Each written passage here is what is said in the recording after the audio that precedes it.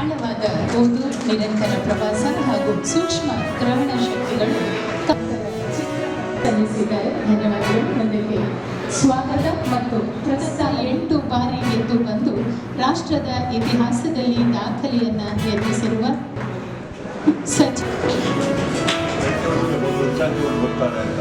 ನೇರವಾಗಿ ಬಂದರು.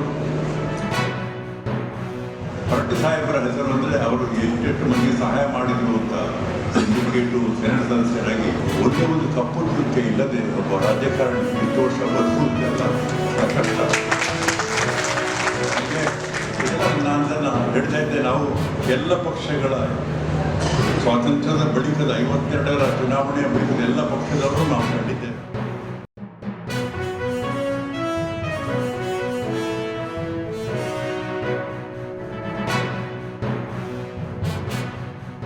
ಏನು ಮಾಡಬೇಕು ಕಡೆಗದಲ್ಲಿ ನಮ್ಮ ಇವರು ಯಾರು ಹೋಮ್ ಮಿನಿಸ್ಟರ್ ಆಚಾರ್ಯ ಅವರು ಆಚಾರ್ಯ ಅವರು ಸಹಿತ ನಮ್ಮ ಕಮಿಟಿಯಲ್ಲಿದ್ದರು. ಆರಂಭದಿಂದಲೂ ಒಂದು ಹೊಸತಾದಂತಹ ಒಂದು ಚಿಂತನೆಯನ್ನು ಮಾರ್ಗವನ್ನು ನೀಡಿದಂತಹ ಬಸವರಾಜ ಹೊರಟ್ಟಿಯವರು ನೇರ ವಿಮಾನದಿಂದ ಇಳಿದು ಈ ಕಾರ್ಯಕ್ರಮಕ್ಕೆ ಬಂದಿದ್ದಾರೆ ಅಂತ ಹೇಳಿದರೆ ಕಾರಂತರ ಮೇಲಿನ ಗೌರವ ನಮ್ಮ ನಾಡು ಎಷ್ಟು ದೊಡ್ಡ ಮಟ್ಟಿಗೆ ತನ್ನಲ್ಲಿ ಧರಿಸಿಕೊಂಡಿದೆ ಅಂತ ಹೇಳುವುದಕ್ಕೆ ಸಾಕ್ಷಿ ಇವತ್ತಿನ ಕಾರ್ಯಕ್ರಮ ಬಂಧುಗಳೇ. ಇವತ್ತಿನ ಕಾರ್ಯಕ್ರಮ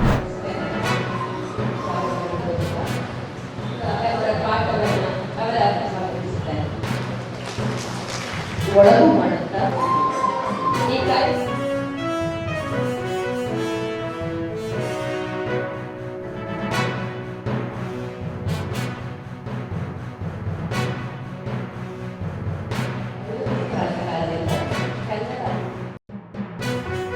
ಕನ್ನಡ ಭಾಷೆಯಲ್ಲಿ, ಹಿಂದಿ ಭಾಷೆಯಲ್ಲಿ, ಚೈನೀಸ್ ಭಾಷೆಯಲ್ಲಿ, ಜಪಾನಿ ಭಾಷೆಯಲ್ಲಿ, ಫ್ರೆಂಚ್ ಭಾಷೆಯಲ್ಲಿ, ಜರ್ಮನಿ ಭಾಷೆಯಲ್ಲಿ, ಇಂಗ್ಲೀಷ್ ಭಾಷೆಯಲ್ಲಿ ಬಂದರೂ ಕೂಡ ಅದರ ಕಂಟೆಂಟ್ ಒಂದೇ ಇರ್ತದೆ.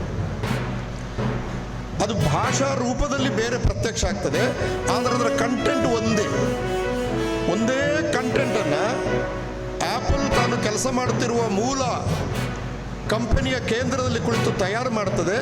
ಜಗತ್ತಿನ ಬೇರೆ ಬೇರೆ ಭಾಷೆಗಳಲ್ಲಿ ಅದು ಪುನರ್ಸೃಷ್ಟಿಯಾಗಿ ನಮ್ಮನ್ನು ತಲುಪ್ತದೆ.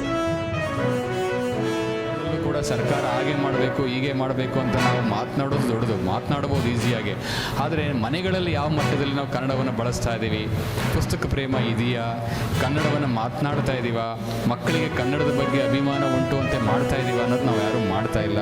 ಹಾಗಾಗಿ ಪ್ರತಿ ಮನೆಗಳಲ್ಲೂ ಕೂಡ ಮನೆಯ ದೇವರನ್ನು ಎಷ್ಟು ಭಕ್ತಿಯಿಂದ ಭಾವದಿಂದ ಪೂಜಿಸ್ತೀವೋ ಅದೇ ರೀತಿ ಕನ್ನಡ ಭಾಷೆಯನ್ನು ಕೂಡ ಮನೆಯ ದೇವರಂತೆ ಭಾವಿಸ್ಕೊಂಡ್ರೆ ಕನ್ನಡ ಬೆಳೀತದೆ. 2 ವರ್ಷದ ಹಿಂದ್ಗಡೆ ಒಂದು ಕಂದಾಯ ಇಲಾಖೆ ಮತ್ತು ಕನ್ನಡ ಅಭಿವೃದ್ಧಿ ಪ್ರಾಧಿಕಾರ ಒಂದು ಸರ್ವೆ ಮಾಡಿಸಿದ್ವಿ ಸರ್. ಬೆಂಗಳೂರಿನಲ್ಲಿ ಎಷ್ಟು ಭಾಷೆಗಳು ಮಾತಾಡ್ತವೆ, ಒಂದು ಬೆಂಗಳೂರು ನಗರದಲ್ಲಿ ಮಾತ್ರ ಒಂದು ದಿನಕ್ಕೆ 116 ಉಪಭಾಷೆಗಳು ಮಾತನಾಡ್ತವೆ. ಒಂದು ದಿನಕ್ಕೆ 24 ಗಂಟೆಯಲ್ಲಿ ಬೆಂಗಳೂರಿನಲ್ಲಿ ಸರ್ಕಾರದ ಅಂಕಿಅಂಶ 116